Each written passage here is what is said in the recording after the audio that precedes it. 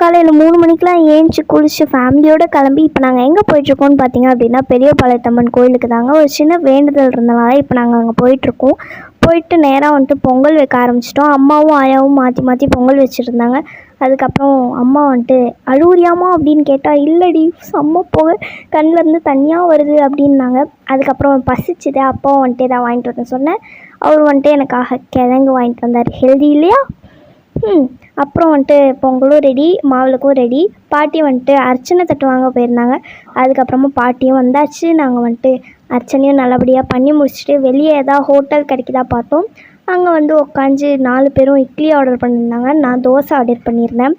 வந்துச்சு, நல்லாவே இருந்துச்சு. சாம்பார் கொஞ்சம் தண்ணியாக இருந்துச்சுன்னு தான் நினைக்கிறேன். அப்புறமா வந்துட்டு ஒரு சின்ன கடையில் நிப்பாட்டி ஜூஸ் வாங்கி குடித்தோம். அம்மாவும் அக்காவும் ரோஸ் மில்க்கு, அப்புறம் பாட்டியும் அப்பாவும் பாதாம் மில்க்கு, நான் வந்துட்டு ஆரஞ்சு ஜூஸ். அதுக்கப்புறம்